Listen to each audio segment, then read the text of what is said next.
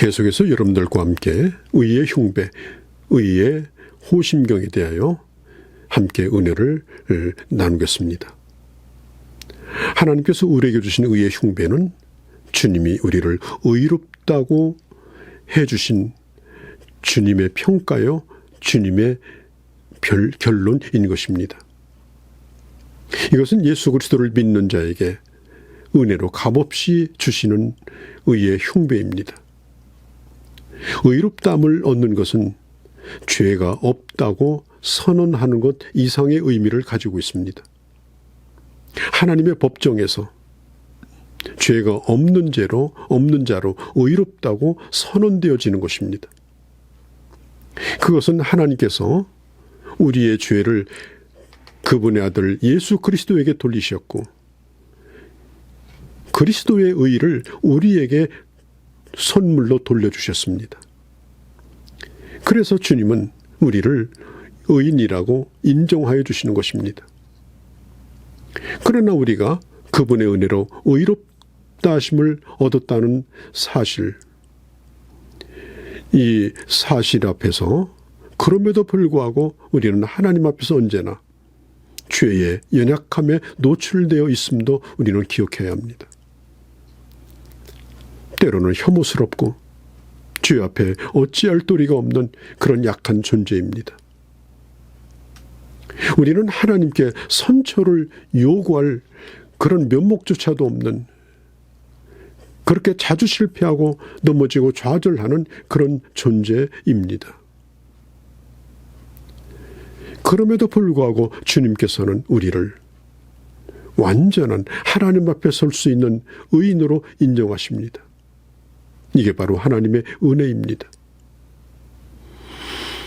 로마서 3장 25절에 보면 이 예수를 하나님이 그의 피로 인하여 믿음으로 말미암는 화목제물로 세우셨다고 하죠. 예수 그리스도는 화목제물입니다. 하나님의 진노를 가라앉히고 죄를 제하여 주시는 제물입니다.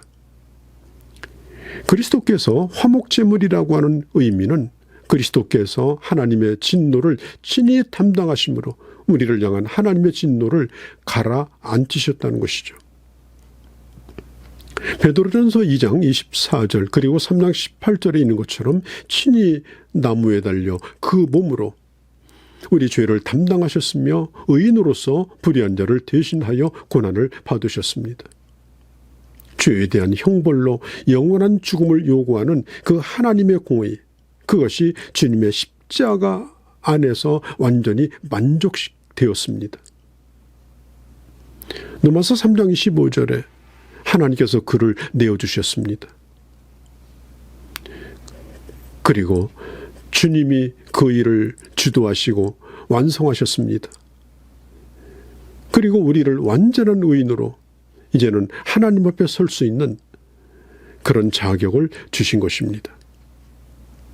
성경은 말합니다. 너희가 은혜로 말미암아 구원을 얻은 것이라.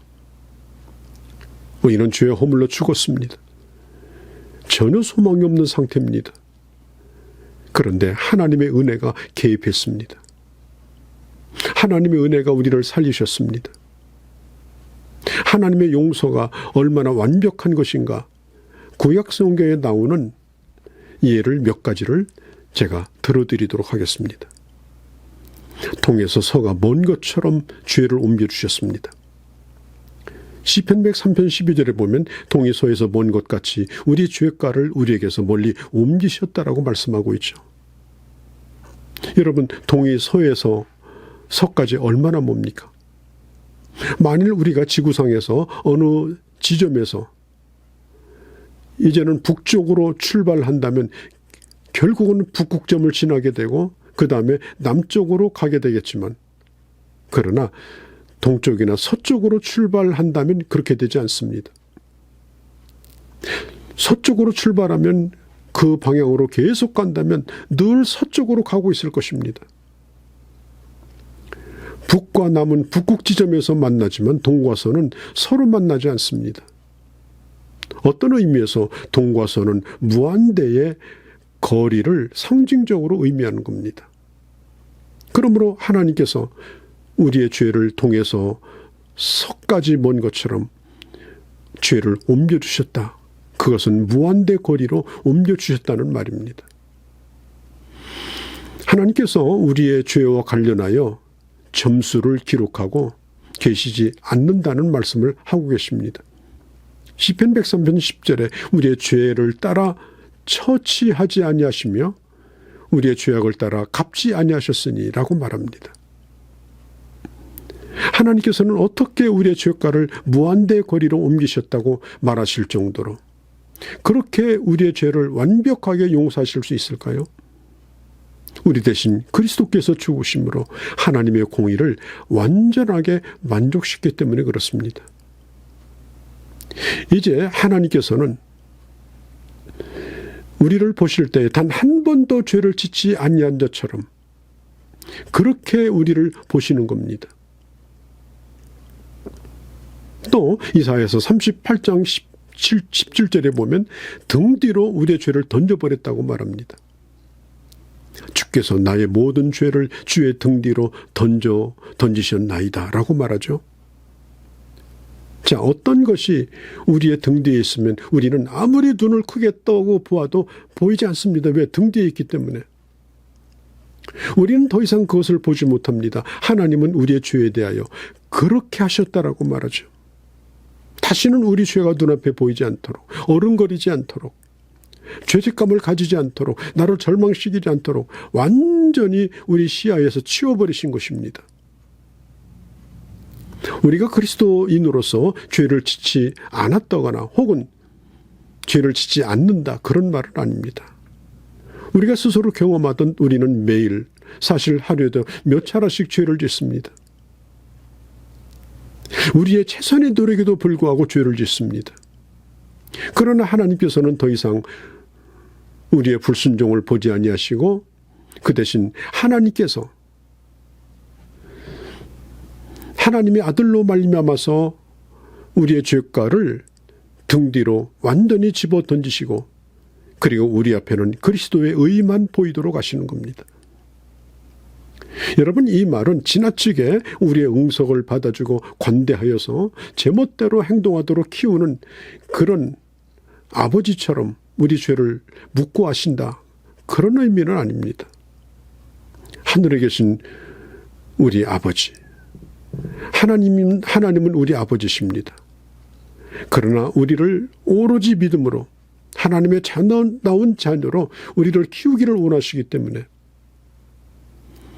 우리의 죄가를 완전히 등 뒤로 던지셨고 죄를 다시는 보지 않지만 그러나 오늘 현실 속에서 죄가 발견될 때 우리 주님께서는 그 문제를 심각하게 다루시며 회개하기를 원하시고 그 죄로 돌아가기를 원치 아니하시는 것입니다.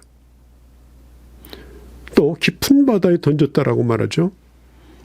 미가서 7장 19절에 보면 주께서 우리의 죄악을 발로 밟으시고 모든 죄를 깊은 바다에 던지시리이다. 충무공 이순신의 유물이라고 떠들썩했던 별황자 총통이라는 그런 이 대포가 발견이 됐는데 나중에 알고 보니까 가짜라는 사실이 밝혀졌죠. 가짜를 만들어가지고 자기가 잘 아는 바다 위치에다가 몰래 던져놓고 그리고 적당히 녹이 쓴 후에 그걸 건진 겁니다.